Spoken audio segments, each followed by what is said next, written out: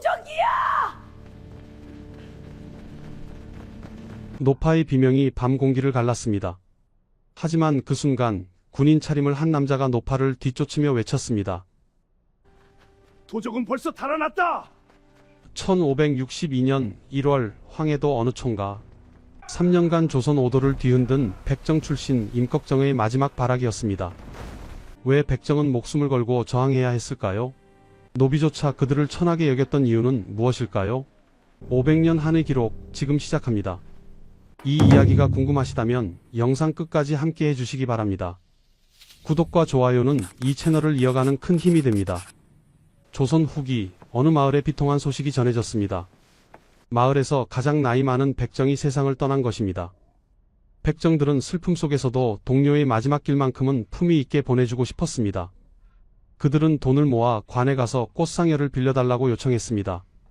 하지만 관의 대답은 단호했습니다. 안 된다. 백정 주제에 상여를 쓰다니. 양인들도 들고 일어났습니다.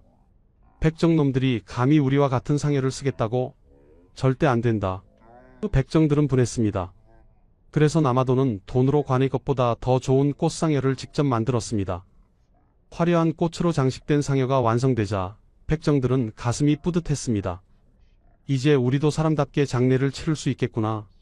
하지만 장례식 당일 상상도 못한 일이 벌어졌습니다. 양인들이 떼를 지어 몰려온 것입니다. 백정놈들이 감히. 그들은 꽃상여를 향해 돌을 던지고 발로 차고 손으로 찢어냈습니다. 순식간에 꽃상여는 바닥에 떨어졌고 화려했던 장식들은 산산이 부서졌습니다. 백정들이 막아서려 했지만 소용없었습니다. 난장판이 벌어졌습니다. 주먹이 오갔고 욕설이 난무했습니다. 결국 그 백정의 시신은 초라한 나무판자에 실려 묘지로 향했습니다. 죽어서도 인간 대접을 받지 못한 것입니다. 이것이 조선시대 백정의 현실이었습니다. 아무리 돈이 많아도 명주 비단 옷을 입을 수 없었습니다. 두루마기도 털모자도 금지되었습니다. 갓도 망건도 가죽신도 허용되지 않았습니다. 대신 대깨비로 엮은 패랭이를 써야 했습니다. 혼인할 때도 다른 사람들과 똑같이 할 수 없었습니다. 신랑은 말을 타지 못하고 소를 탔습니다. 신부는 가마를 타지 못하고 널빤지를 탔습니다. 사람들은 이를 비웃으며 말했습니다. 쇠등 장가, 널빤지 시집이라더라. 신부는 비녀를 꽂아 머리를 올릴 수조차 없었습니다. 초상이 나도 상여를 쓸 수 없었고 묘지도 일반인과 다른 곳에 따로 잡아야 했습니다. 하지만 이것은 시작에 불과했습니다. 백정은 양인 앞에서 술과 담배를 피울 수 없었습니다. 상대가 어린아이일지라도 굽실거리며 존댓말을 써야 했습니다. 백정은 양인 아이를 도련님, 애기씨라고 불렀습니다. 젊은 사람은 서방님, 늙은 사람은 생원님이라 했습니다. 자신을 낮춰 소인이라 부르는 것은 당연했습니다. 더 놀라운 것은 노비조차 백정을 천하게 보았다는 사실입니다. 물론 노비 주인의 뒷배가 있어서 백정이 노비를 사사롭게 막대할 수는 없었습니다. 하지만 법정 싸움에 들어가면 명색이 양인인 백정이 유리했다는 점 정도가 그나마 나은 점이었습니다. 신분상으로는 양인이지만 실질적으로는 노비보다 못한 취급을 받았습니다. 조선의 법전인 경국대전이나 속대전에는 백정을 규제하는 법만 있을 뿐 보호하는 법은 전혀 없었습니다. 백정은 호적도 없었으니 한마디로 사람 취급을 받지 않은 것입니다. 정부의 허락 없이 가축을 도살하면 장형 100대에 유형 3천리, 몸에 먹물을 넣는 벌을 받았습니다. 그 가족은 역마을이나 역참의 노비로 삼았습니다. 사정이 이렇다 보니 백정에 대한 일반 백성들의 시선도 좋지 못했습니다. 심한 멸시와 천대는 물론이고 좋은 옷을 입는 것조차 허락하지 않았습니다. 그렇다면 누가 이들을 이렇게 만들었을까요? 왜 조선에서 가장 천한 신분이 되어야 했을까요? 노비보다 못한 삶을 살아야 했던 이유는 무엇일까요? 그 이야기는 고려시대로 거슬러 올라갑니다. 시간을 500년 전으로 되돌려 보겠습니다. 고려시대 한반도에는 낯선 사람들이 나타나기 시작했습니다. 그들은 말갈인, 거란인 등 북방 유목민족이었습니다. 삼국통일부터 신라 말, 고려 초의 혼란한 상황에서 이들은 우리나라에 흘러들어왔습니다. 사람들은 이들을 양수척이라고 불렀습니다. 양수척의 생활 방식은 일반 백성들과 완전히 달랐습니다. 이들은 일정한 거처가 없었습니다. 가축을 기르며 가축이 먹이로 하는 수초를 따라 이동하며 살았습니다. 유목민의 생활을 그대로 이어가고 있었던 것입니다. 그들은 사냥과 고리버들로 만든 제품을 팔며 생계를 유지했습니다. 고리는 버드나무 가지나 지푸라기를 엮어 갖가지 물건을 만드는 것으로 일명 고리짝이라고 불렀습니다. 또한 소와 말을 도살해 고기를 팔기도 했습니다. 가죽으로는 신발을 만들어 팔았습니다. 고려사 기록에는 이들의 모습이 생생히 담겨 있습니다. 양수척은 원래 고리버들 제품의 제조와 수렵 등을 생업으로 삼았다. 태조가 후백제를 칠 때 제어하기 어려웠던 유종으로 본래 관적도 부역도 없었다.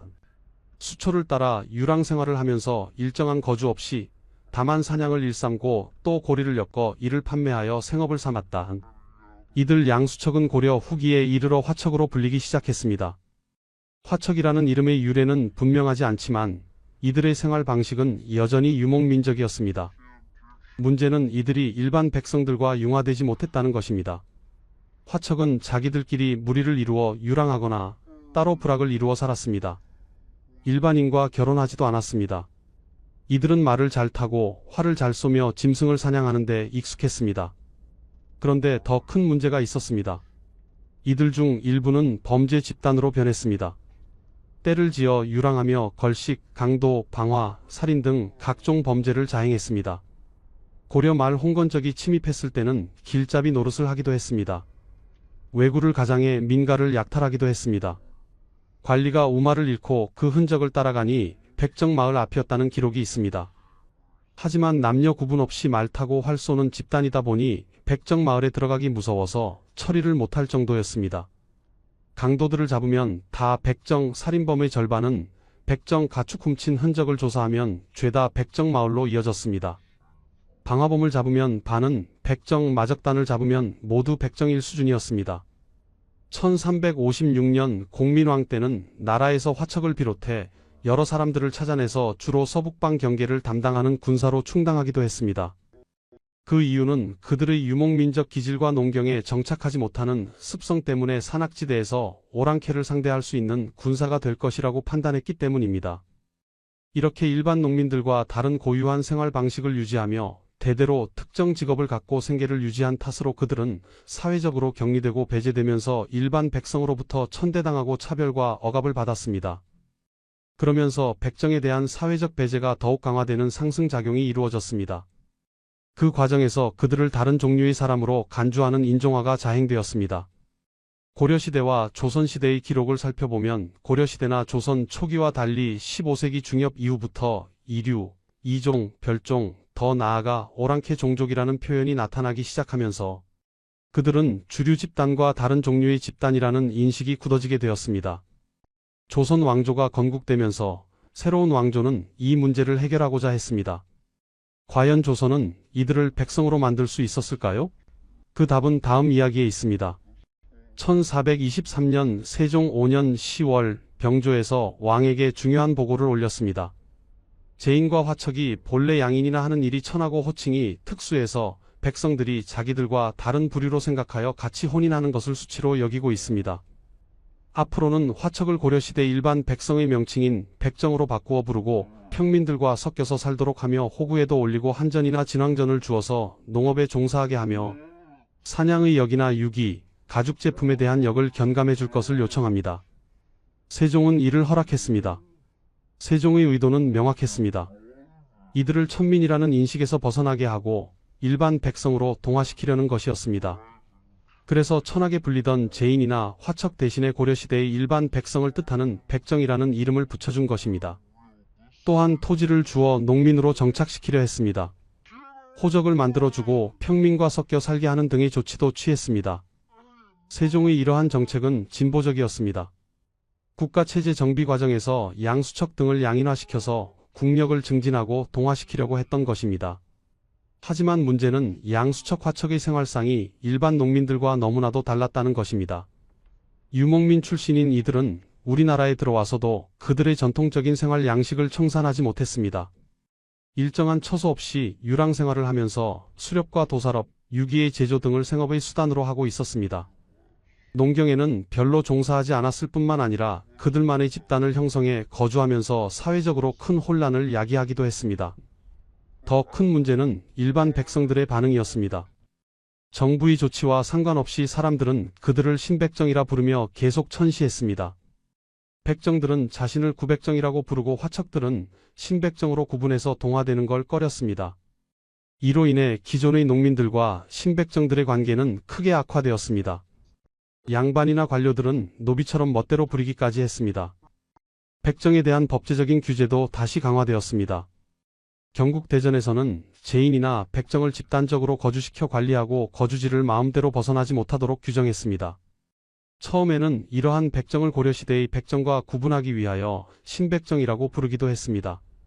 하지만 결국 시간이 흘러 구백정은 백성이라고 칭하게 되고 백정이란 말은 화척들만을 칭하게 되는 단어로 남았습니다.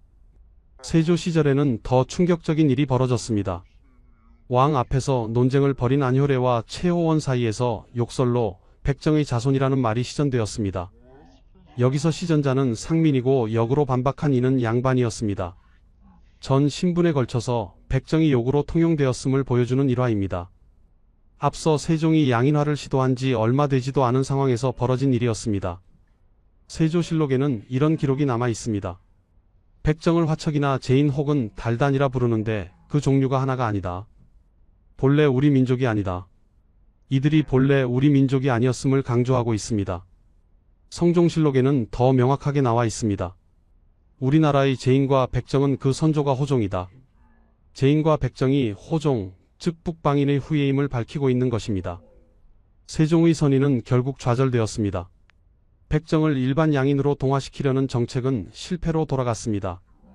이들에 대한 차별은 오히려 더 굳어졌고 백정이라는 단어는 도살업, 유기제조업에 종사하는 이들을 천민으로 지칭하는 말로 완전히 바뀌었습니다.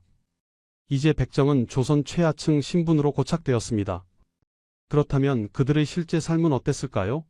다음 이야기에서 그 구체적인 모습을 살펴보겠습니다. 조선시대 백정은 신분적으로 천인이었으므로 기본적으로는 국가에 대한 각종의 부담이 없었습니다. 그러므로 일반 평민 중에서도 생활이 곤란해지면 백정으로 변신하는 자의 수가 매년 증가함으로써 백정의 수는 점점 증가하여 갔습니다. 하지만 그렇다고 해서 백정의 삶이 나았던 것은 전혀 아니었습니다. 오히려 그들은 인간 이하의 대우를 받았습니다. 백정은 아무리 돈이 많아도 명주 비단옷을 입을 수 없었습니다. 두루마기와 털모자를 쓰는 것도 금지되었습니다. 갓, 망건, 가죽신도 허용되지 않았습니다. 대신 대깨비로 엮은 갓의 한 종류인 패랭이를 쓰고 다녀야만 했습니다. 백정은 양인들과도 따로 떨어져 살아야 했고 옷차림만으로도 신분이 구별되어야 했기 때문에 창옷이라고 불리던 중치막이나 비단옷은 입지 못했습니다. 동학농민운동 당시 백정들이 많이 가담했는데 이들의 요구 중에는 칠종 천인에 대한 차별 대우를 없애는 것과 함께 백정들이 쓰는 패랭이 또는 평양갓을 벗겨달라는 요구가 있었습니다. 수백 년이 지나도록 패랭이는 백정을 상징하는 굴욕의 표식이었던 것입니다. 혼례와 상례도 다른 사람들과 똑같이 치르지 못했습니다. 혼인할 때 신랑은 말 대신 소를 탔습니다. 신부는 가마 대신 널빤지를 탔습니다. 그래서 사람들은 백정 집안의 결혼을 쇠등장가, 널빤지 시집이라고 불렀습니다. 신부는 비녀를 꽂아 머리를 올릴 수 없었습니다.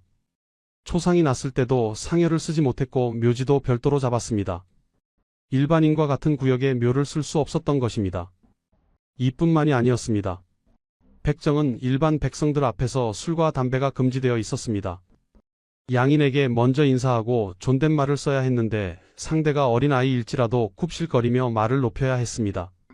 백정은 양인 아이를 도련님, 애기씨 등의 호칭으로 불렀고 젊은 사람은 서방님, 늙은 사람은 생원님이라 했습니다. 자신을 소인이라 낮춰 부르는 것은 당연했습니다. 당연히 천민 취급이므로 평민의 아이들에게조차 존대를 해야 하고 서당은 당연히 못 갔습니다.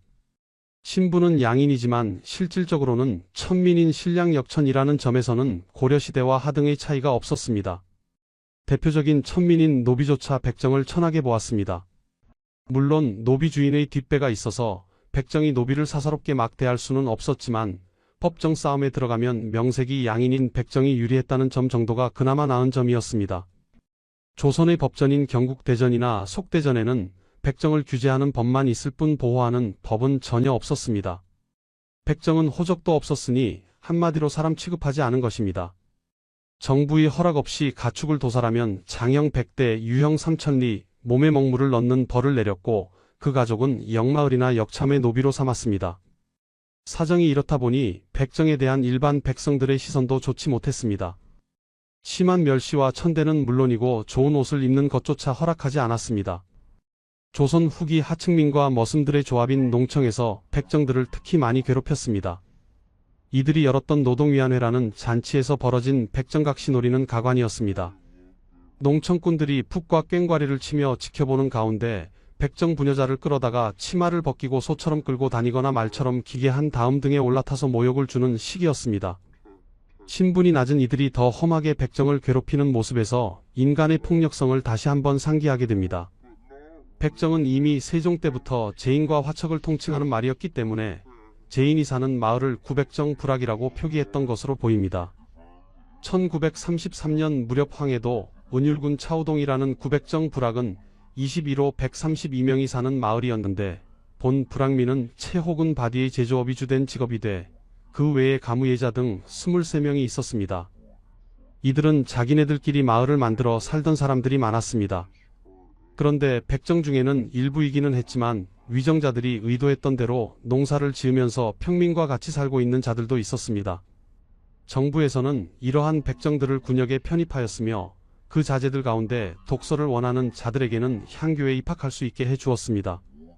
일반 백성과 동화되어 정착하여 농사를 짓고 있는 백정을 일반 양인과 마찬가지로 군역에 편입시킨 것은 이들이 수렵을 생활수단으로 하고 있어서 용감했을 뿐만 아니라 기동성까지 뛰어났기 때문에 이를 이용하기 위함이었습니다.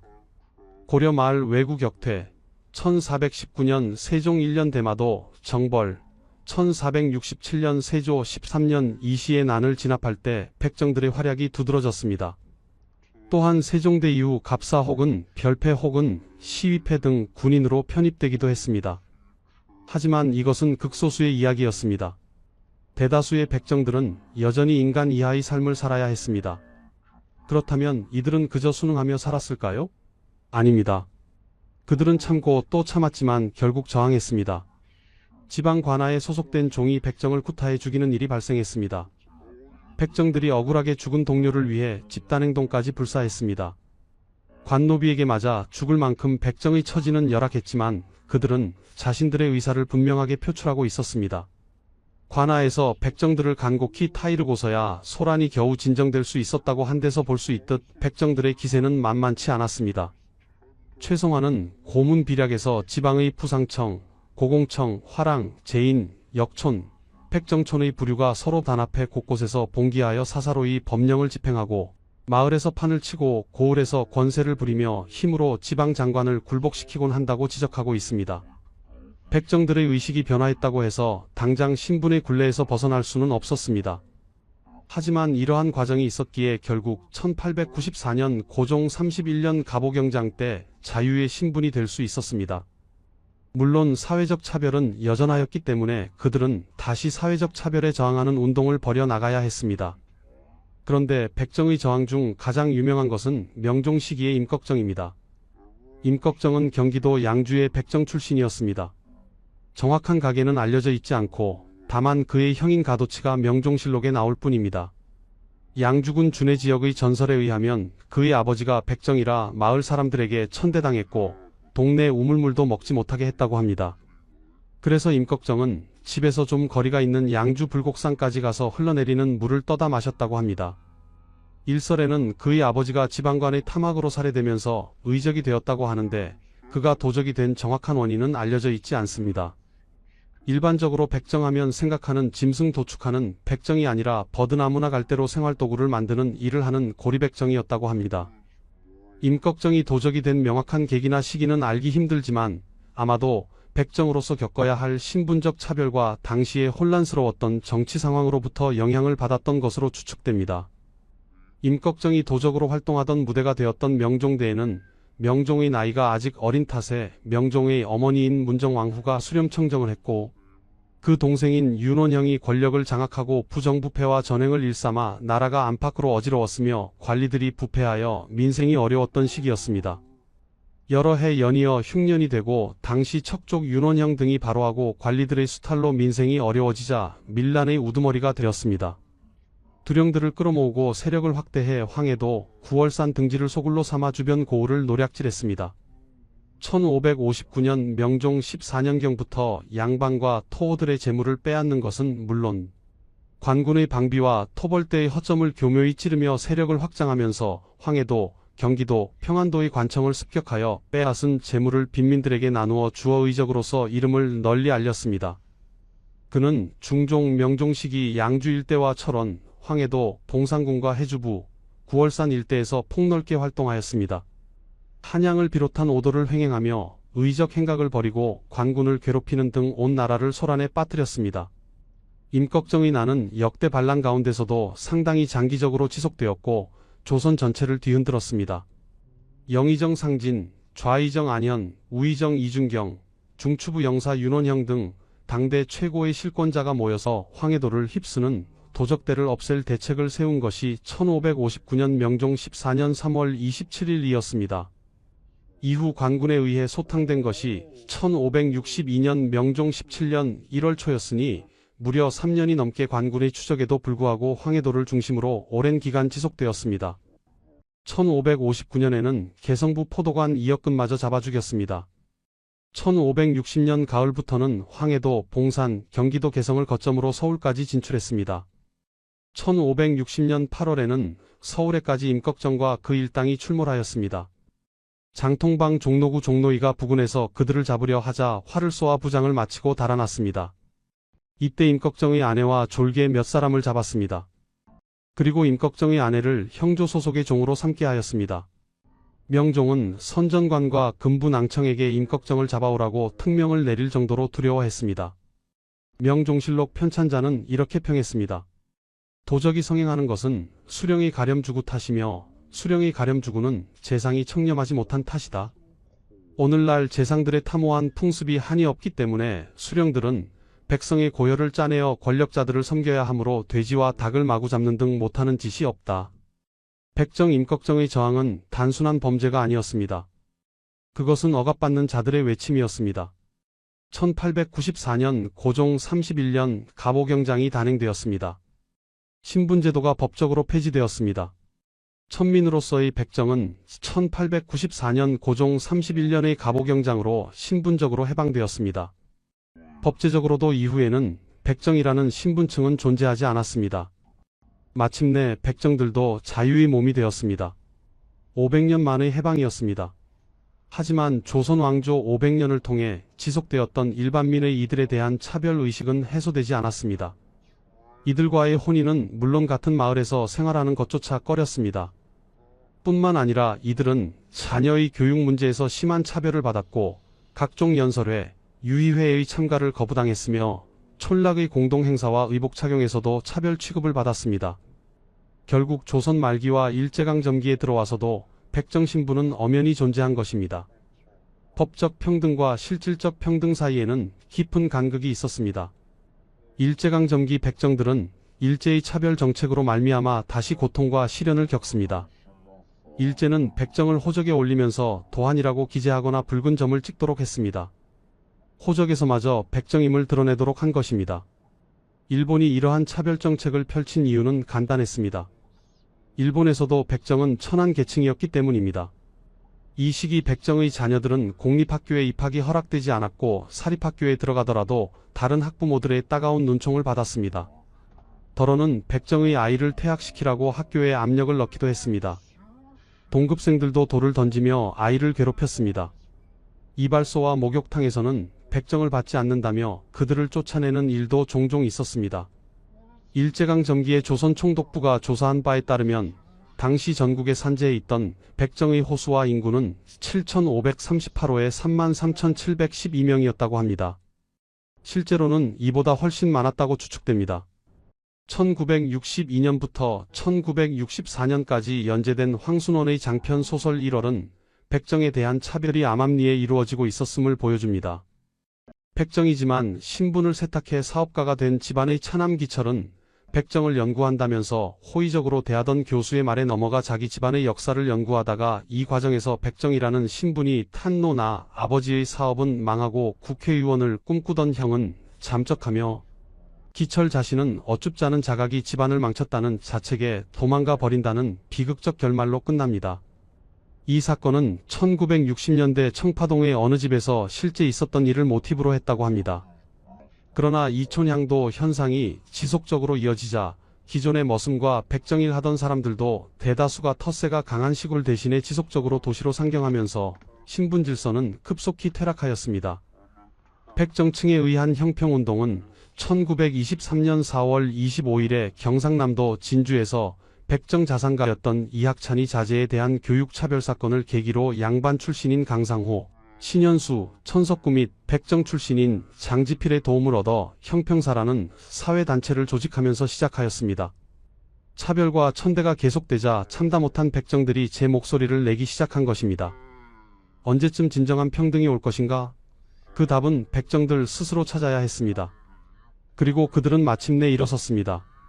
1923년 4월 25일 경상남도 진주 대안동. 이날은 조선 백정들의 역사에서 결코 잊을 수 없는 날이 되었습니다. 부유한 백정 이학찬은 아들을 공립학교에 여러 번 입학시키려 하였으나 끝내 거절당했습니다. 사립학교에서도 거절당했습니다. 야학교에서조차 거절당했습니다. 아들을 학교에 보낼 수 없었던 이학찬은 당시 양반 출신 성각자 강상호와 조선일보 지국장을 하던 신현수를 찾아가 울분을 토했습니다. 이를 계기로 그동안 멸시와 차별 대우에 시달리던 백정들과 그들의 처지에 공감한 일부 양반 70여 명이 모여 1923년 4월 25일 조선 형평사를 조직하여 형평운동을 시작했습니다. 형평사 창립총회가 열렸습니다. 회원 80여 명과 더불어 창립총회를 열어 형평사를 설립했습니다. 임시의장 강상호의 사회 아래 형평사 취지서와 사칙이 채택되었습니다. 이어 여권선거로 들어가 위원 중앙집행위원회 강상호, 신현수, 천석구, 장지필, 이학찬, 간사의 하금석, 박호득, 이사의 하윤조 등 7명, 재무의 정찬조, 서기의 장지문이 각각 뽑혔습니다. 형평이란 수평으로 된 저울을 의미합니다. 그들은 저울처럼 평등한 사회를 꿈꾸며 백정신분 해방운동으로서의 형평운동을 전개했습니다. 형평운동의 창립 목적은 공평은 사회의 근본이고 사랑은 인간의 본성이다. 그러므로 우리는 계급을 타파하고 모욕적인 칭호를 폐지하며 교육을 장려하고 우리도 참다운 인간이 되고자 함이 우리의 주지이다라는 취지문에 잘 나타나 있습니다. 사칙에 따르면 진주의 본사를, 각도의 지사를, 군의 분사를 두며 형평사의 목적은 계급 타파, 모욕적 칭호 폐지, 교육권장, 상호의 침묵을 목적으로 한다고 하였습니다. 새 측에는 야학 또는 주학 강습소를 증설하고 신문, 잡지의 구독을 권장하고 수시로 강연을 하여 상호 지식을 개발케 한다고 규정하였습니다. 당시 조선일보는 사설에서 이렇게 격려했습니다. 진주제주의 백정동포가 권기해 형평사라는 단체를 조직하고 계급 타파 운동을 시작하려고 한다. 이는 말할 나위도 없이 시대에 적합한 행동으로 생각된다. 운동으로의 철저한 노력을 백정동포에게 바란다. 전국에 있는 백정들의 수는 형평사의 통계에 의하면 약 40만 명이었습니다. 이들은 형평사와 형평운동에 열렬한 지지를 보냈습니다. 형평운동은 금세 전국으로 확산되었습니다. 형평사 창립 후 형평운동은 당시의 진보적인 사회운동단체의 지원을 받아 불과 1년 사이 각도의 형평사 지사 분사가 설립되었습니다. 창립 1년 만에 전국적으로 지사 12개, 분사 64개가 조직되었습니다. 1926년에는 126개, 1930년에는 196개, 1931년에는 분사가 166개나 되었습니다. 전국적으로 조직화된 운동이 된 것입니다. 하지만 이러한 형평운동의 급격한 발전은 사회적 반향을 가져왔습니다. 1923년 5월 진주에서 우육비 매동맹이 조직되었고 7월 경상남도 삼가에서 8월 김해와 충청북도 제천에서 반형평운동이 일어났습니다. 1923년 5월 13일 형평사 창립 축하식 다음 날에 진주지방의 농민 2,500명이 형평사 본부를 습격하는 사건이 일어났습니다. 1923년 5월 24일 진주지역 24개 동리의 농청 대표자들은 중안동 동사무소에 모여 형평사 반대를 결의했습니다. 이들은 쇠고기를 사 먹지 않기로 했고 시내 전역을 돌며 형평운동 반대의 목소리를 높였습니다. 진주에서 형평사 발기 직후 열린 축하연의 기생도 나가지 않았으며 사회적으로 천대받던 노동자, 빈민까지도 형평운동에 반대하는 입장을 취하였습니다. 또한 여전히 학교에서는 백정의 자제들을 받아들이지 않았습니다. 형평사는 백정만의 신분해방운동에서 나아가 민족해방운동까지 활동과 단체 목적을 확대했습니다. 이로 인해 1928년부터는 형평사 내부의 백정의 신분해방운동에 중점을 두는 온건파와 계급투쟁의 측면을 중시해 다른 사회운동과의 연대를 주장하는 급진파의 출현을 가져왔습니다. 형평사는 본부를 서울로 옮기고 중앙집행위원회를 개편하여 전국적인 백정 지도자들 참여시켰습니다. 이 과정에서 창립 초기의 지도 세력이었던 온건한 입장을 지닌 진주 지도자들의 영향력이 감소하였습니다. 지도 세력의 교체는 형평운동의 방향성에 영향을 주었습니다. 한편 실무를 진행하는 상무위원으로는 직업적 활동가들을 배치하였습니다. 이들은 교육받은 백정들로서 형평사 외부의 지식인들과 협력하여 사회운동과 긴밀한 협조를 하는데 기여하였습니다. 또한 비백정 사회운동가도 상무위원으로 활약하게 하였습니다. 형평운동은 백정들의 신분해방운동인 동시에 일제강점기의 다른 사회운동과의 밀접한 관계 속에 진행된 민족해방운동의 한 부분이었습니다. 그러나 형평운동은 일제의 탄압으로 민족해방운동과 독립운동의 형태로 더 나아가지 못하였습니다. 형평사는 1931년의 해소논쟁과 1933년의 일명 형평청년전의 동맹사건을 겪으면서 그 세력이 급격히 퇴조하였습니다. 이후 형평사는 경제적인 친목이익단체로서 명맥을 유지하다가 1935년 4월에 일제의 식민통치에 영합하는 단체인 대동사로 전락하였습니다. 형평운동은 1935년 4월 24일 제13차 형평사 전국대회에서 이름을 대동사로 변경할 때까지 지속되었습니다.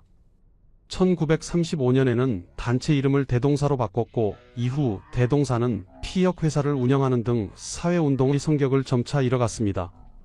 그러다가 일제의 탄압으로 다른 사회운동단체와 같이 해체되고 말았습니다. 일제강점기 조선 형평사는 백정의 신분해방을 목적으로 1923년 4월 24일에서 1935년 4월 24일까지 13년간 활동한 단체였습니다. 저울처럼 평등한 사회를 지향하는 단체란 뜻을 가진 형평사의 주목적은 조선시대에 가장 차별받던 천민 백정들의 신분해방이었습니다. 1차적인 목적이 백정이란 특정 집단에 대한 차별 철폐와 인권 존중, 평등 대우를 주창하는 것이지만 궁극적으로 인간의 권리와 존엄성, 평등이라는 보편적인 가치를 일깨우는 활동이었다는 점에서 형평운동은 우리 역사상 평등사회를 이룩하려는 대표적인 인권운동이라고 할 수 있습니다. 그렇다면 백정에 대한 차별은 언제 사라졌을까요? 백정에 대한 차별은 1950년 6월까지 이어졌습니다. 하지만 한국전쟁으로 나라가 완전히 초토화되고 사람들이 수도 없이 죽어나가는 와중에 족보가 소실되거나 백정마을이고 뭐고 다 해체되고 사라졌습니다. 더욱이 사회 분위기가 능력만 있으면 모든 게 용납되는 사회로 바뀌면서 백정이나 노예 출신을 천시하지 않게 됨에 따라 상당 부분 희석되게 됩니다. 외국인 노동자이자 용병단이었던 백정들은 이 시기를 기점으로 한민족에 완전히 동화되어 흔적도 없이 사라졌습니다. 그래서 원래 파란 눈의 서양인을 닮은 외모를 지닌 백정들은 이제 흔적도 없이 찾아볼 수 없게 되고 지금은 다 한국인처럼 생기게 되었습니다. 이촌향도 현상이 지속적으로 이어지자 기존의 머슴과 백정일 하던 사람들도 대다수가 텃세가 강한 시골 대신에 지속적으로 도시로 상경하면서 신분 질서는 급속히 퇴락하였습니다. 2010년대 들어서 EBS 극한 직업편에서 육가공 공장에서 정형사와 발골사들이 실명과 얼굴을 보이며 떳떳하게 그들이 작업을 하는 모습이 방송되는 모습을 보면 그 인식은 상당히 개선된 편입니다. 그러나 여기서 우리가 반드시 기억해야 할 것이 있습니다. 백정을 가장 괴롭힌 주체가 양반이 아니었다는 사실입니다. 조선 후기 하층민과 머슴들의 조합인 농청에서 백정들을 특히 많이 괴롭혔습니다. 신분이 낮은 이들이 더 험하게 백정을 괴롭히는 모습에서 인간의 폭력성을 다시 한번 상기하게 됩니다. 형평사 창립과 활동을 반대하는 일반인들의 반형평 운동이 격렬하게 일어난 것은 백정 집단에 대한 차별 관습이 여전히 남아 있었음을 잘 보여줍니다. 사회적으로 천대받던 노동자, 빈민까지도 형평운동에 반대하는 입장을 취했다는 사실은 우리에게 중요한 교훈을 줍니다. 차별은 제도가 아닌 인간의 마음속에 있었던 것입니다. 500년 차별의 역사는 1894년 갑 5개혁으로 법적으로 끝났지만 실질적으로는 1923년부터 1935년까지 12년간의 형평운동을 거쳐 1950년 한국전쟁을 통해 비로소 희석되기 시작했습니다. 법적 평등과 실질적 평등 사이에는 깊은 간극이 있습니다.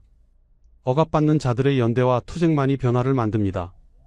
그리고 무엇보다 중요한 것은 차별은 제도가 아닌 인간의 마음속에 있다는 것입니다. 우리는 지금도 누군가를 차별하고 있지는 않은가? 보이지 않는 신분제는 정말 사라진 것일까? 이 질문은 여전히 유효합니다. 지금까지 조선 최하층 신분 백정 500년 한과 투쟁의 이야기였습니다. 구독과 좋아요 부탁드립니다. 다음에 또 만나요. 나의 죽음을 적에게 알리지 말라. 7년 전쟁의 마침표를 찍던 노량바다. 승리가 눈앞에 왔던 그 순간 조선의 태양이 졌습니다. 23전 23승의 불패 신화 이순신. 그런데 이상하지 않습니까? 왜 하필 전쟁이 끝나던 바로 그날이었을까요? 빗발치는 총탄 속에서도 갑옷을 벗고 맨몸으로 서 있었다는 기록, 그리고 사후에 터져나온 충격적인 자살설과 암살설까지 426년 동안 숨겨진 노량의 진실. 장군은 정말 적의 총탄에 쓰러진 것일까요? 아니면 스스로 죽음을 선택한 것일까요? 오늘 그날의 재구성된 기록을 통해 우리가 몰랐던 이순신의 마지막 1시간을 추적합니다. 이 이야기가 궁금하시다면 영상 끝까지 봐주세요. 구독과 좋아요는 큰 힘이 됩니다. 1598년 12월 16일 양력으로 환산하면 이날입니다. 음력으로는 11월 19일 경상남도 남해현 노량해협 앞바다였습니다.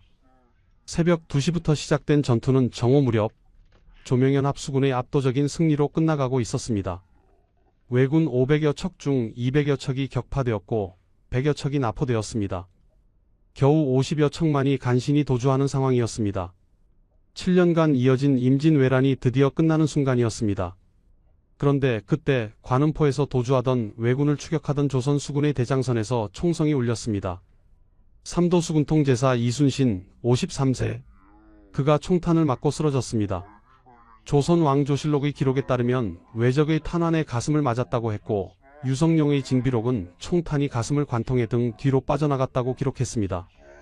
안방준의 은봉전서는 겨드랑이 아래에 맞았다고 적었습니다. 기록마다 조금씩 다르지만 분명한 것은 하나였습니다. 장군이 적의 총탄을 맞고 쓰러졌다는 사실입니다. 쓰러지는 순간 장군은 장남 이회와 조카 이완에게 말했습니다. 싸움이 급하다. 나의 죽음을 알리지 말라. 이것이 1545년 4월 28일 태어나 1598년 12월 16일 전사한 이순신 장군의 마지막 말이었습니다. 장남 이회는 아버지의 시신을 거적으로 덮고 군복을 입혔습니다. 조카 이완은 숙부의 깃발을 높이 들고 독전을 계속했습니다. 군사들은 장군이 쓰러진 줄 몰랐습니다. 전투는 계속되었고 정오가 되어서야 완전한 승리로 끝이 났습니다. 전투가 끝나자 명나라 수군도독 진린이 이순신의 배에 다가왔습니다. 위기에 빠진 자신을 구해준 이순신에게 감사를 표하려던 진린은 조카 이완의 입에서 나온 말을 듣고 경악했습니다. 숙부님께서 돌아가셨습니다. 이충무공전서의 기록에 따르면 진린은 3번이나 뛰었다가 넘어지면서 땅을 치며 통곡했다고 합니다. 나는 공이 손수 나를 구한 것으로 알았는데 어찌하여 죽었단 말이오. 진린의 통곡 소리가 온 바다에 울려 퍼졌습니다. 조선 수군과 명나라 수군의 울음소리가 마치 어버이를 잃은 것처럼 온 군영을 뒤덮었습니다. 승리의 환호는 슬픔으로 바뀌었습니다. 이 해전에서 명나라 장수 등자룡도 전사했고 조선의 가리포 첨사 이영남, 나간군수 방덕룡, 초계군수 이열량, 흥양현감 고득장도 목숨을 잃었습니다. 하지만 모두의 시선은 한 사람에게 쏠려 있었습니다. 임진왜란 7년 동안 23번의 해전에서 단 한 번도 패하지 않았던 불패의 명장, 바다를 지켜낸 영웅 이순신이 전사했습니다. 누가 상상이나 했을까요? 전쟁이 끝나는 바로 그날, 승리가 확정된 바로 그 순간, 장군이 쓰러질 줄을 누가 알았겠습니까? 왜 하필 마지막 전투였을까요? 왜 하필 승리의 순간이었을까요? 그날 이후 426년 동안 수많은 의문이 제기되었습니다. 자살설이 나왔습니다. 암살설이 제기되었습니다. 심지어 은둔설까지 등장했습니다. 과연 이순신 장군은 정말 전사한 것일까요? 아니면 그날 노량 바다에는 우리가 모르는 다른 진실이 있었던 것일까요? 53년 전으로 돌아갑니다. 1545년 4월 28일, 음력으로는 3월 8일이었습니다. 한성 건천동, 지금의 서울 중구 울지로 근처에서 한 아이가 태어났습니다. 아버지 이정의 셋째 아들이었습니다. 아이의 이름은 이순신이었습니다. 이순신의 집안은 고려 때 중랑장을 지낸 이돈수로부터 내려오는 덕수 이씨 가문이었습니다. 조선 초기 영중 추부사와 홍문관 대제학을 지낸 이변의 후손이었고 증조부 이건은 병조참의에 이르렀습니다. 분명 명문가였습니다. 하지만 할아버지 이백록 때부터 가세가 기울기 시작했습니다. 이백록은 조광조 등 개혁파 살인들과 뜻을 같이 했습니다. 그러나 1519년 기묘사화가 일어났습니다. 이백록은 화를 피했지만 더 이상 관직에 나가지 않았습니다. 아버지 이정도 벼슬의 뜻을 두지 않았습니다. 이순신이 태어날 즈음 집안은 이미 몰락한 상태였습니다. 하지만 가풍만은 엄격했습니다. 어머니 초계변 씨는 자식들을 엄하게 키웠습니다. 유성룡의 징비록에는 어린 시절 이순신의 모습이 기록되어 있습니다. 얼굴 모양이 뛰어나고 기풍이 있었으며 남에게 구속받으려 하지 않았다고 했습니다. 다른 아이들과 놀 때면 나무를 깎아 화살을 만들고 전쟁놀이를 했다고 합니다. 자기 뜻에 맞지 않는 아이가 있으면 그 눈을 쏘려고 해서 어른들도 꺼려 감히 이순신의 문 앞을 지나려 하지 않았다고 했습니다. 소년 시절 대부분을 충남 아산의 외가에서 보냈습니다. 1565년 이순신의 나이 20세 때였습니다. 보성군수를 지낸 방진의 외동딸 방씨와 혼인했습니다. 방씨 부인은 슬기롭기로 유명했습니다. 친정집에 도둑이 들었을 때 아버지 방진이 활을 쏘며 저항하자 방씨는 배틀에 쓰는 대나무 가지를 바닥에 쏟아 요란한 소리를 내며 화살이 많다고 속여 도둑을 물리쳤다고 합니다. 이순신의 무술 연습을 위해 자신의 패물로 말을 사게 할 만큼 내조도 훌륭했습니다. 22세가 되어서야 이순신은 무예를 배우기 시작했습니다. 문반 집안 출신이었지만 무인의 길을 선택한 것입니다. 28세 되던 1572년 훈련원 별과에 응시했습니다. 그런데 시험을 보던 중 말이 거꾸러졌습니다. 낙마한 이순신은 왼발을 다쳤습니다. 주변 사람들이 기절한 줄 알았지만 이순신은 옆에 있던 버드나무 껍질을 벗겨 다리를 동여매고 시험을 끝까지 치렀습니다. 하지만 결국 낙방했습니다. 4년 후인 1576년 이순신의 나이 32세 때였습니다. 3월 22일 드디어 식년시 무과의 병과 제사인으로 급제했습니다. 조선시대 무과 합격자 평균 연령이 33.3세였으니 결코 늦은 나이가 아니었습니다. 하지만 급제한다고 바로 관직을 얻는 것은 아니었습니다. 인사 적체가 심했던 시기였습니다. 이순신은 권지훈련원 봉사, 즉 훈련원 봉사 실습생으로 처음 관직에 나섰습니다. 함경도 동구비보 권관, 훈련원 봉사, 발포진 수군만호를 거쳤습니다. 1587년 42세 때 조산보 만호가 되어 녹둔도 둔전을 관리했습니다. 그런데 그해 여진족이 침입했습니다. 녹둔도 사건이었습니다. 이순신은 사전에 병력 충원을 요청했으나 거부당했습니다. 결국 철수할 수밖에 없었고 이로 인해 파직되었습니다. 첫 번째 백의종군이었습니다. 하지만 곧 복직되었고 1589년 44세 때 정읍현감이 되었습니다. 이때 서해 유성룡의 추천을 받았습니다. 유성룡은 어린 시절부터 이순신의 비범함을 알아본 사람이었습니다. 1591년 이순신의 나이 46세였습니다. 2월 전라좌도수군절 또사에 임명되었습니다. 파격적인 승진이었습니다. 자급을 뛰어넘어 정삼품 당상관이 된 것입니다. 이때부터 이순신은 전쟁에 대비하기 시작했습니다. 전선을 제조하고 군비를 확충했습니다. 거북선을 건조했습니다. 하지만 그때는 아무도 몰랐습니다. 1년 후 조선을 뒤흔들 대전쟁이 시작될 줄을, 그리고 이 사람이 조선을 구할 영웅이 될 줄을 누가 알았겠습니까? 1592년 4월 13일 임진왜란이 발발했습니다. 일본군 15만 8천여 명이 부산포에 상륙했습니다. 육지는 순식간에 무너졌습니다. 부산진성이 함락되고 동래성이 무너졌습니다. 상주에서 신립의 군대가 패배했습니다. 4월 30일 한성이 함락되었습니다. 선조는 의주로 피난을 떠났습니다. 조선은 멸망 직전까지 갔습니다. 하지만 바다는 달랐습니다. 5월 4일 이순신이 출전했습니다. 전라좌수사 이순신, 경상우수사 원균, 전라우수사 이혁기가 함께했습니다. 5월 7일 옥포해전에서 첫 승리를 거두었습니다. 외선 26척을 격파했습니다. 조선 수군이 임진왜란에서 처음으로 승리한 순간이었습니다. 5월 29일부터 6월 1일까지 사천해전이 벌어졌습니다. 외선 13척을 격파했습니다. 이 전투에서 거북선이 최초로 실전에 투입되었습니다. 6월 2일 당포해전에서 외선 21척을 격파했습니다. 6월 5일 당항포해전에서 외선 28척을 격파했습니다. 연전연승이었습니다. 7월 8일 한산도 대첩이 벌어졌습니다. 이날 이순신은 하깃진 전법을 펼쳤습니다. 외선 70여 척을 격파했습니다. 임진왜란 최대의 해전 승리였습니다. 이 전투로 조선 수군은 제해권을 완전히 장악했습니다. 왜군의 수륙병진 작전은 완전히 무너졌습니다. 해상 보급로가 차단되면서 왜군은 더 이상 북진할 수 없었습니다. 육지에서 패배만 거듭하던 조선의 바다에서 희망이 생겼습니다. 백성들에게 이순신은 영웅이 되었습니다. 1593년 이순신은 삼도 수군 통제사에 임명되었습니다. 조선 수군 전체를 지휘하는 최고사령관이 된 것입니다. 하지만 영광에는 그림자가 따랐습니다. 조정에는 이순신을 시기하는 자들이 많았습니다. 특히 원균은 나이도 많고 선배라는 점을 내세워 불만을 가졌습니다. 강화 협상이 시작되면서 전쟁은 소강상태에 들어갔습니다.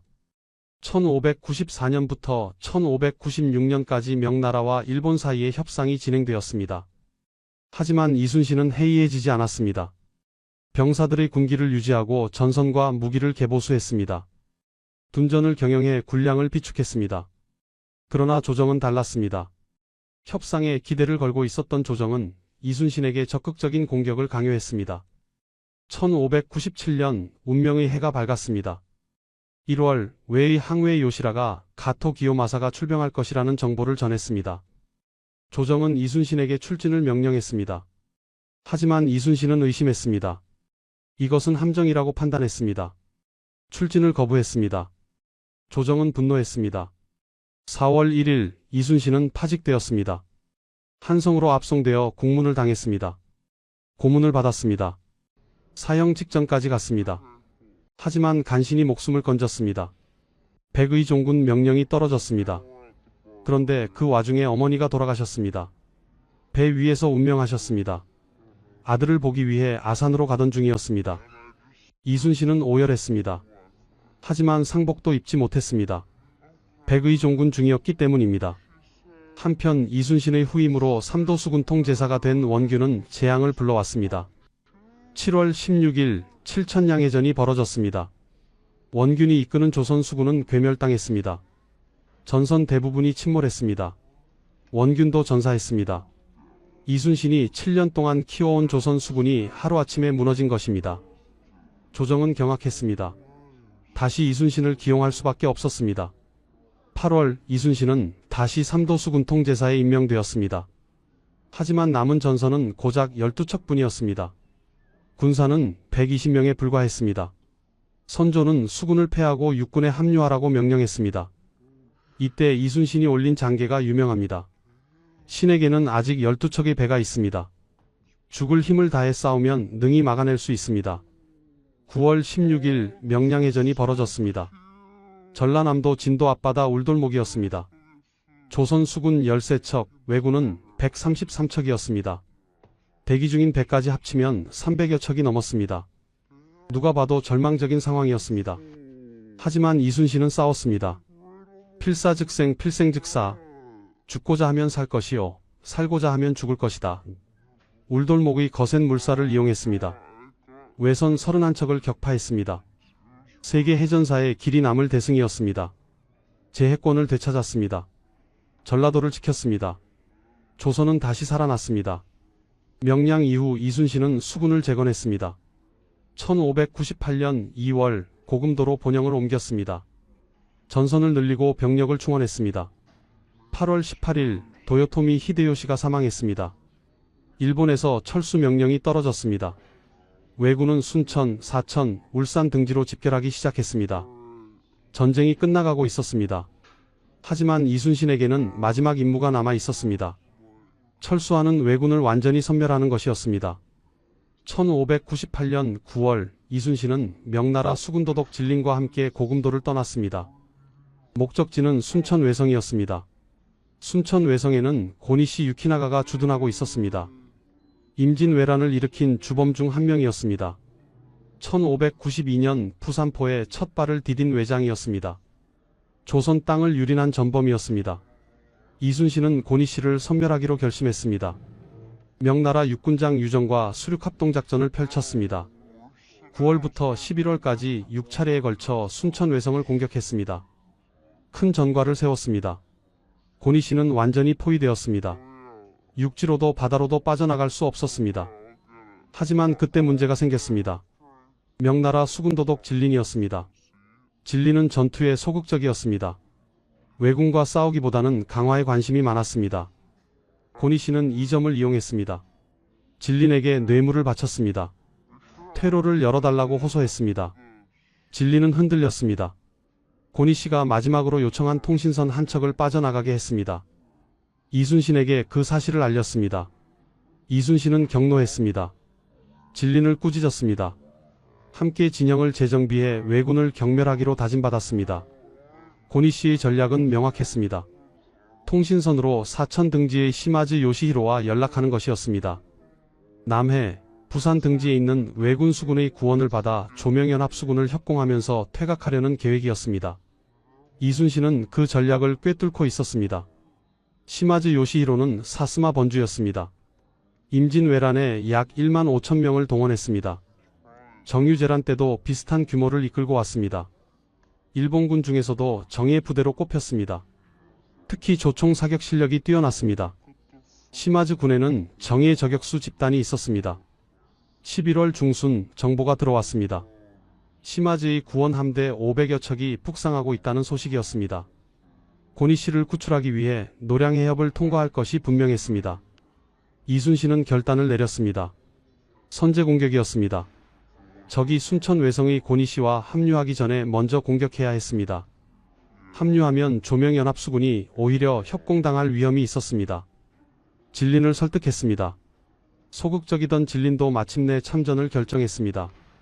11월 18일 밤 이순신은 출격 명령을 내렸습니다. 조선 수군 약 70여 척, 명나라 수군 약 400척, 총 1만 5천여 명이 움직였습니다. 다만 명나라 선박은 해상 전투에 부적합했습니다. 실질적인 전력은 조선의 판옥선 100여 척 정도였습니다. 왜군이 눈치채지 못하도록 야간에 몰래 출정했습니다. 이순신은 명령을 내렸습니다. 최대한 소리가 나지 않게 배 위의 북을 모두 눕히라. 군사들 입에는 재갈을 물게 하라. 함대는 소리 없이 어둠 속을 나아갔습니다. 목적지는 관음포였습니다. 남해도 서북단이었습니다. 시마즈 함대가 노량을 통과할 것을 예측한 이순신은 명나라 수군 진린에게 남해도 서북쪽 죽도 뒤편에서 왜군 수군의 테러를 차단해 줄 것을 요청했습니다. 자신의 조선 수군은 일단 봉쇄망을 푼 뒤 관음포에 매복시켰습니다. 11월 18일 오후 10시경이었습니다. 조명연합 수군은 숨을 죽였습니다. 적이 오기를 기다렸습니다. 이순신은 출전 전 하늘에 빌었습니다. 이충무공전서의 기록입니다. 이 원수만 무찌른다면 죽어도 한이 없습니다. 7년 전쟁의 마지막 밤이었습니다. 1598년 12월 16일 음력 11월 19일 새벽 2시였습니다. 어둠 속에서 거대한 그림자들이 나타났습니다. 시마즈 요시히로가 이끄는 왜군 함대 500여 척이었습니다. 노량해협으로 진입하기 시작했습니다. 고니시를 구출하고 함께 철수하려는 계획이었습니다. 하지만 그들은 몰랐습니다. 관음포에 조선 수군이 매복해 있다는 것을 말입니다. 새벽 4시경이었습니다. 왜선들이 완전히 노량해협 안으로 들어왔습니다. 바로 그때 이순신이 발포 명령을 내렸습니다. 매복해 있던 조선 함선들이 일제히 공격을 개시했습니다. 불화살이 하늘을 수놓았습니다. 화포 소리가 온 바다를 뒤흔들었습니다. 기습을 당한 왜군은 혼란에 빠졌습니다. 어둠 속에서 어디가 바다로 나가는 길인지 분간할 수 없었습니다. 왜군은 관음포 내항을 바다로 나가는 외항으로 착각했습니다. 필사적으로 그쪽으로 도주했습니다. 하지만 날이 밝아오자 깨달았습니다. 넓은 바다가 아니라 관음포 안으로 더 깊숙이 들어간 것을 말입니다. 완전히 포위된 것이었습니다. 이순신의 전술이 완벽하게 먹혔습니다. 이순신 함대가 적선 50여 척을 격파하고 200여 명을 사살했습니다. 왜군은 수적 우세를 이용해 이순신을 포위하려 했습니다. 하지만 오히려 퇴로가 막힌 관음포로 유인당해 포위 공격을 당하게 되었습니다.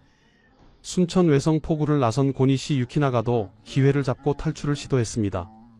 진린의 명나라 수군이 합세했습니다. 4시간여 동안 치열한 전투가 벌어졌습니다. 다만 전투 초기 진리는 여전히 멀찍이서 관망만 했습니다. 조선 수군의 분투를 보고 마침내 참전했습니다. 그런데 오히려 왜군에 포위되었습니다. 이순신의 도움을 받아야만 했습니다. 이순신이 진린을 구했습니다. 진린이 탄 대장선이 적선에 포위되자 이순신이 이를 보고 구해준 것입니다. 조명연합군의 공조가 여전히 좋지 않았지만 전세는 분명했습니다. 압도적인 승리였습니다. 외선 200여 척이 격파되었습니다. 100여 척이 납포되었습니다. 겨우 50여 척만이 간신히 도주했습니다. 대장 시마즈 요시히로도 간신히 목숨을 건져 남은 배들을 이끌고 본국으로 달아났습니다. 순천 외성에 있던 고니시 유키나가도 조명연합 수군이 노량해전을 벌이는 틈을 타 남해도 남쪽을 지나 퇴각했습니다. 시마즈 군과 함께 일단 부산에 집결했습니다. 그리고 곧바로 일본으로 철수했습니다. 노량해전은 임진왜란 전체에서 가장 큰 전과를 거둔 해전이었습니다. 명나라 급사 서관란은 이 승리를 남양대첩이라고 표현했습니다. 7년 전쟁이 마침내 끝나는 순간이었습니다. 하지만 바로 그 순간 비극이 일어났습니다. 전투는 정오 무렵까지 이어졌습니다. 왜군은 완전히 무너졌습니다. 살아남은 배들이 관음포에서 필사적으로 도주하기 시작했습니다. 이순신은 추격을 명령했습니다. 끝까지 섬멸해야 했습니다. 단 한 척도 살려보낼 수 없었습니다. 7년 동안 조선 땅을 유린한 왜군이었습니다. 수많은 백성을 죽이고 궁궐을 불태우고 문화재를 약탈한 전범들이었습니다. 항복도 사죄도 하지 않고 그저 철수하려는 자들이었습니다. 이순신에게 왜군을 섬멸하는 것은 단순한 복수가 아니었습니다. 다시는 조선을 침략하지 못하게 하는 것이었습니다. 전쟁 범죄를 단죄하는 것이었습니다. 조선의 미래를 지키는 것이었습니다. 이순신의 대장선이 선두에 섰습니다. 해남군수 유형, 당진포만호 조호열, 진도군수 선의경, 사량만호 김성옥의 함선들이 뒤를 따랐습니다. 관음포로 도주하는 왜선을 맹렬히 추격했습니다. 대장선에는 장남 이회가 타고 있었습니다. 차남 이해도 함께였습니다. 조카 이완도 승선에 있었습니다. 명량해전 직후 전사한 셋째 아들 이면을 제외하고 가족들이 모두 함께 전투에 임하고 있었던 것입니다. 유성룡의 비만기 입대 통역 경자편에 따르면 이순신은 직접 화살을 쏘고 돌팔매를 했다고 합니다. 부장들이 만류했습니다. 대장께서 스스로 가벼이 하시면 안됩니다. 하지만 이순신은 듣지 않았습니다. 선두에서 직접 싸웠습니다. 대장선은 일반 판옥선보다 높은 판옥대선이었습니다. 장대가 높았습니다. 그만큼 눈에 잘 띄었습니다. 적의 표적이 되기 쉬웠습니다. 도주하는 왜군 선박에서 조총 사격이 빗발쳤습니다. 시마즈 군에는 정예 저격수 집단이 있었습니다. 조총 사격 실력이 뛰어났습니다. 당시 조총의 실질적 사거리는 40m에서 50m였습니다. 최대 유효 타격거리도 100m 이하였습니다. 흔들리는 배 위에서는 더 가까이 접근해야 했습니다. 이순신의 대장선이 선두에서 추격하고 있었으니 조총 사거리 안에 들어와 있었습니다. 그 순간이었습니다. 총탄이 날아왔습니다. 조선 왕조실록의 이덕형 보고에 따르면 왜적의 탄환에 가슴을 맞았다고 했습니다. 유성룡의 징비록은 총탄이 가슴을 관통해 등 뒤로 빠져나갔다고 기록했습니다. 안방준의 음봉전서는 겨드랑이 아래에 맞았다고 적었습니다. 기록마다 조금씩 다르지만 분명한 것은 치명상이었다는 점입니다. 이순신은 쓰러졌습니다. 53년의 생애, 23번의 해전, 단 한 번도 패하지 않았던 불패의 명장이 쓰러지는 순간이었습니다. 장남 이회와 조카 이완이 달려왔습니다. 쓰러진 이순신을 부축했습니다. 이순신은 마지막 힘을 다해 말했습니다. 싸움이 급하다. 나의 죽음을 알리지 말라. 유성룡의 징비록과 1795년 편찬된 이충무공전서에 모두 기록된 유언이었습니다. 이회는 아버지의 시신을 거적으로 덮었습니다. 군복을 입혔습니다. 마치 살아있는 것처럼 했습니다. 이완은 숙부의 깃발을 높이 들었습니다. 독전을 계속했습니다. 군사들은 몰랐습니다. 장군이 이미 쓰러졌다는 것을 말입니다. 전투는 계속되었습니다. 조선 수군은 흔들리지 않았습니다. 외선을 끝까지 추격했습니다. 200여 척을 격침시켰습니다. 수천 명을 사살했습니다. 정오가 되어서야 전투가 완전히 끝났습니다. 압도적인 승리였습니다. 7년 전쟁의 마지막 전투가 조선의 승리로 끝난 것입니다. 이 해전에서 명나라 수군 부총병 등자룡도 전사했습니다. 조선의 가리포 첨사 이영남, 나강군수 방덕룡, 초계군수 이열량, 흥양현감 고득장도 전사했습니다. 호남저리록에 따르면 그 외에도 많은 장병이 목숨을 잃었습니다. 조선 수군 전함 4척, 명군 2척이 침몰했습니다. 승리였지만 대가도 컸습니다. 무엇보다 가장 큰 상실은 이순신이었습니다. 전투가 끝났습니다. 명나라 수군도독 진린이 이순신의 배에 가까이 다가왔습니다. 왜군에 포위된 자신을 구해준 이순신에게 감사를 표하려 했습니다. 통제사 속히 나오시오. 속히 나오시오. 진린이 외쳤습니다. 하지만 나온 것은 이순신이 아니었습니다.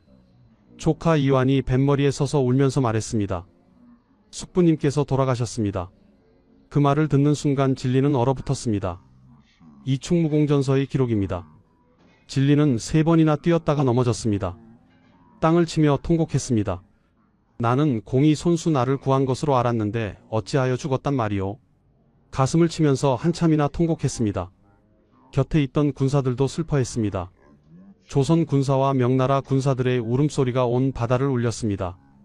징비록의 기록에 따르면 이순신의 전사 소식을 들은 군영의 통곡 소리는 마치 자신들이 어버이를 잃은 듯 했다고 합니다. 승리의 기쁨은 슬픔으로 바뀌었습니다. 영웅을 잃었다는 비통함이 모든 것을 덮었습니다. 진리는 이순신을 경천위지의 제주와 보천역 일의 공로가 있는 사람이라고 평가했습니다. 하늘을 다스리고 땅을 정리하는 제주 하늘을 돕고 해를 목욕시키는 공로라는 뜻이었습니다. 최고의 찬사였습니다. 중국의 고관대작이 자신보다 나이가 2살 어린 조선의 통제사를 노야 또는 이하라는 존칭으로 불렀습니다. 자신이 탄 가마가 감히 이순신이 탄 가마보다 먼저 나가는 일이 없도록 했을 정도였습니다. 그런 이순신이 죽었습니다. 한편 부산에 집결한 왜군은 차례로 일본으로 철수했습니다. 11월 25일 저녁에는 단 한 사람의 왜군도 부산에 없었습니다. 노량해전을 끝으로 정유재라는 막을 내렸습니다. 1592년 4월 13일 시작되어 1598년 12월 16일 끝난 임진왜란 만 6년 7개월 12일 동안 계속된 전쟁이 종결되었습니다. 선조실록 1598년 11월 27일 기록입니다.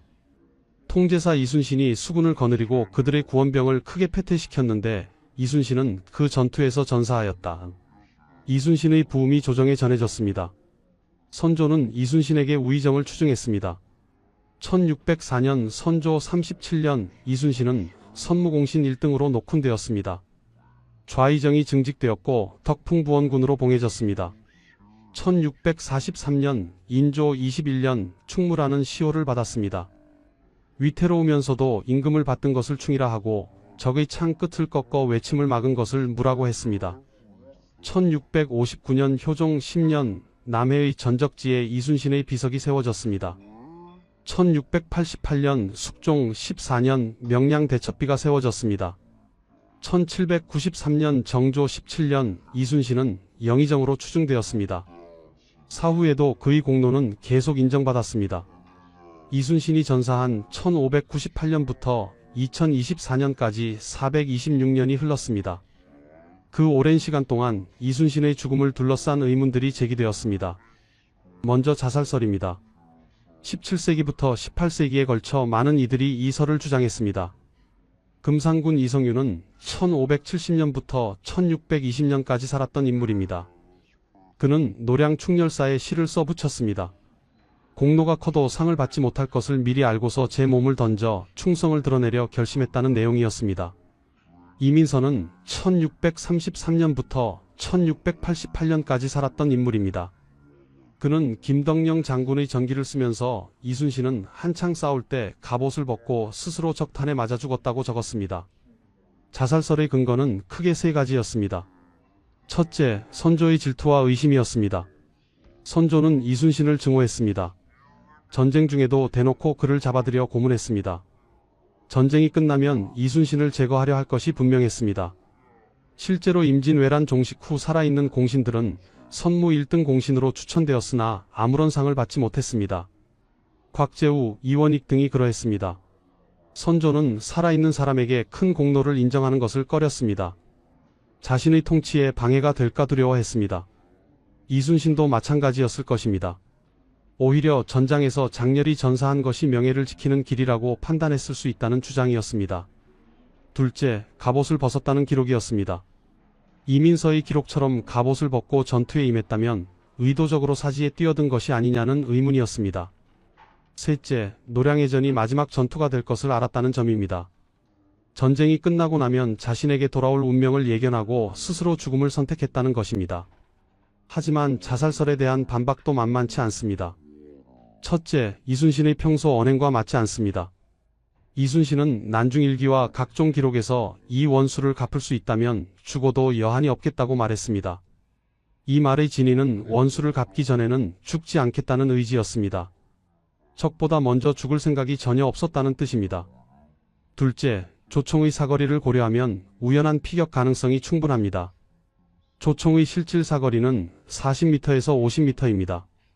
흔들리는 배 위에서 높은 판옥대선의 장대를 조준하려면 더 가까이 접근해야 했습니다. 이순신의 대장선이 선두에서 추격 중이었다면 충분히 조총 사거리 안에 있었습니다. 특히 시마즈 군에는 정예 저격수 집단이 있었습니다. 퇴각 전투에서 적장을 저격하는 전술을 즐겨 사용했습니다. 이순신이 대장선 장대에서 직접 활을 쏘고 돌팔매를 하며 전투를 지휘했다면 가장 눈에 띄는 표적이었을 것입니다. 셋째, 노량해전이 마지막 전투라는 것은 결과론입니다. 당시 이순신의 관점에서는 노량해전이 끝이 아니었습니다. 부산과 울산 등에는 아직 왜군이 남아 있었습니다. 이순신의 진짜 목적은 왜군의 완전한 괴멸이었습니다. 노량해전은 고니씨를 구원하러 온 왜군을 선제 요격하는 과정의 일부였습니다. 이순신이 전사하지 않았다면 이후에도 왜군을 끝까지 추격했을 것입니다. 암살설도 제기되었습니다. 부하 손문욱이 이순신을 암살했다는 설입니다. 손문욱은 임진왜란 때 일본에 잡혀가 고니씨 유키나가의 마카에서 순회가 되었습니다. 정유재란 때 다시 조선에 귀순해 일본의 정보를 넘겨주었습니다. 노량해전 때 이순신의 대장선에 동승했습니다. 암살설 주장자들은 손문욱이 위장 귀순하여 일본 측의 밀명을 받고 이순신을 노량해전 중 암살했다고 주장합니다. 하지만 이 역시 근거가 약합니다. 첫째, 판옥선 장대에는 이순신과 손문욱만 있었던 것이 아닙니다. 기록에 따르면 송일입, 이회, 이완 등이 함께 장대에 있었습니다. 손문욱이 전투 지휘 도중 이순신에게 조총을 겨누는 행동을 한다면 다른 군관들에게 발각되어 제지되기 십상입니다. 둘째, 조총 발사 시 폭음과 섬광을 주변에서 아무도 눈치채지 못했다는 것은 불가능에 가깝습니다. 특히 격전 중이 아니라 추격 중이었다면 더욱 그렇습니다. 셋째, 조총은 발사하는데 1분이 넘을 정도로 시간이 오래 걸립니다. 이동안 주변 사람들이 멀뚱히 바라보고만 있었을 리 없습니다. 학계에서 손문욱 암살설을 진지하게 믿는 학자는 없습니다. 은둔설도 있습니다. 이순신이 전사하지 않고 죽음을 위장하여 신분을 감추고 온거했다는 주장입니다. 근거는 장남 이회와 조카 이완만이 목격자라는 점, 야간 전투가 이례적이라는 점 등입니다. 하지만 이 역시 설득력이 없습니다. 첫째, 선조실록에 명확한 전사 기록이 있습니다. 혈전을 하던 중 이순신이 몸소 외적에게 활을 쏘다가 외적의 탄환에 가슴을 맞아 선상에 쓰러졌다고 기록되어 있습니다. 둘째, 진린의 통곡 목격담이 있습니다. 진린은 3번이나 쓰러지면서 통곡했고 이를 수많은 조선 군사와 명나라 군사들이 목격했습니다. 이 모든 것을 조작하기는 불가능합니다. 그렇다면 역사가들의 결론은 무엇일까요? 일본군 조총수의 우연한 저격이 정설입니다. 이순신은 대장선 장대에서 직접 전투를 지휘했습니다. 부장들이 만류했지만 듣지 않았습니다. 유성룡의 기록에도 명확히 나와 있습니다. 대장선은 일반 판옥선보다 높은 판옥대선이었습니다. 선두에서 추격 중이었습니다. 가장 눈에 띄는 표적이었습니다. 시마즈 군의 정예 저격수들이 집중 사격을 가했고 그중 한 발이 이순신에게 명중한 것입니다. 조총의 사거리를 고려하면 충분히 가능한 일이었습니다. 이순신은 자살하지 않았습니다. 암살도 아니었습니다. 은둔하지도 않았습니다. 끝까지 싸우다가 장렬히 전사한 것입니다. 왜군을 완전히 섬멸하려던 그의 마지막 의지가 그를 선두에 서게 했습니다. 그리고 운명의 총탄이 그를 데려갔습니다. 7년 전쟁을 승리로 이끈 구국의 영웅, 23전 23승 단 한 번도 패하지 않은 불패의 명장, 마지막까지 백성과 나라를 위해 싸운 충신, 이것이 이순신의 진실입니다. 426년이 지난 지금 우리는 그의 죽음을 둘러싼 수많은 설들을 넘어 역사적 진실을 확인할 수 있습니다. 이순신은 노량 바다에서 전사했습니다. 하지만 그의 정신은 죽지 않았습니다. 7년 전쟁 동안 절망에 빠진 조선 백성에게 희망이 되었습니다. 바다를 지켜 나라를 구했습니다. 일본이 다시는 바다를 통해 조선을 침략하려는 의지를 꺾었습니다. 그의 마지막 유언은 지금도 우리 가슴에 남아 있습니다. 싸움이 급하다. 나의 죽음을 알리지 말라. 개인의 죽음보다 나라의 승리를 먼저 생각한 장군의 마음입니다. 자신의 안위보다 군사들의 사기를 걱정한 지휘관의 책임감입니다. 이것이 이순신이 426년이 지난 지금까지도 우리 민족 최고의 영웅으로 기억되는 이유입니다. 지금까지 이순신 장군의 마지막 이야기였습니다. 구독과 좋아요 부탁드립니다. 다음에 또 만나요.